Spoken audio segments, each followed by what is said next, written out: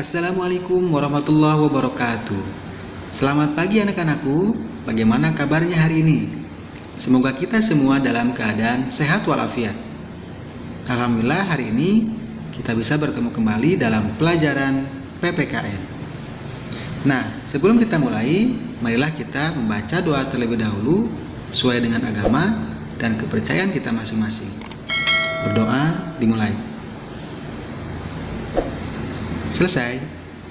Anak-anakku, pada pertemuan kali ini kita akan mempelajari bab 3, yaitu tentang perumusan dan pengesahan Undang-Undang Dasar Negara Republik Indonesia tahun 1945. Konstitusi dalam bahasa Inggris Constitution, dalam bahasa Belanda Constitutie, dalam bahasa Jerman Constitution, dan dalam bahasa Latin Constitutio, yang berarti undang-undang dasar atau hukum dasar. Konstitusi terbagi menjadi dua, yaitu konstitusi tertulis dan konstitusi tidak tertulis. Konstitusi tertulis adalah aturan-aturan pokok dasar negara, bangunan negara, dan tata negara yang mengatur peri kehidupan satu bangsa di dalam persekutuan hukum negara. Sedangkan konstitusi tidak tertulis disebut juga konvensi, yaitu kebiasaan ketatanegaraan yang sering timbul dalam sebuah negara. Konstitusi adalah hukum dasar yang dijadikan pegangan dalam penyelenggaraan pemerintahan negara. Konstitusi tidak ditetapkan oleh lembaga legislatif biasa, tetapi oleh badan khusus dan lebih tinggi kedudukannya.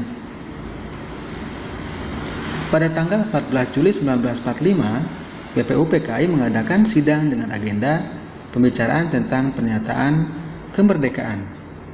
Pada sidang tanggal 15 Juli 1945 dilanjutkan dengan acara pembahasan rancangan Undang-Undang Dasar.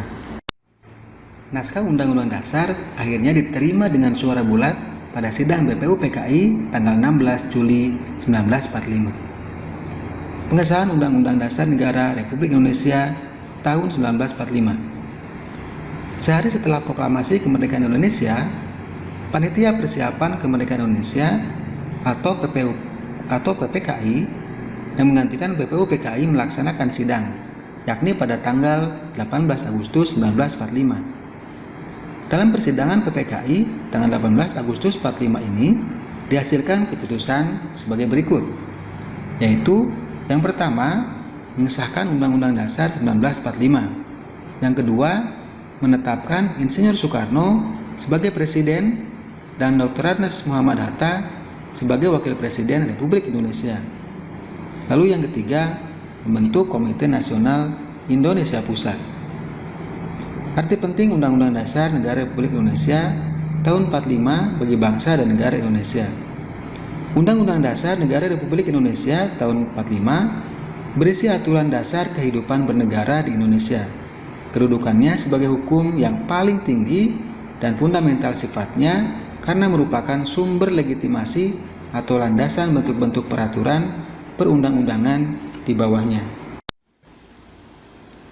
Sesuai dengan prinsip hukum yang berlaku universal, maka semua peraturan perundang-undangan yang berlaku di Indonesia tidak boleh bertentangan dan harus berpedoman pada Undang-Undang Dasar Negara Republik Indonesia tahun 1945. Peran tokoh perumus Undang-Undang Dasar 1945. Anggota BPUPKI telah mewakili seluruh wilayah Indonesia, suku bangsa, golongan agama, dan pemikiran yang berkembang di masyarakat saat itu. Ada dua paham utama yang dimiliki pendiri negara dalam sidang BPUPKI, yaitu nasionalisme dan agama. BPUPKI melaksanakan sidang dengan semangat kebersamaan dan mengutamakan musyawarah dan mufakat. Dalam persidangan PPKI, para tokoh pendiri negara memperlihatkan kecerdasan, kecermatan, ketelitian, tanggung jawab, rasa kekeluargaan, toleransi, dan penuh dengan pemufakatan dalam setiap pengambilan keputusan.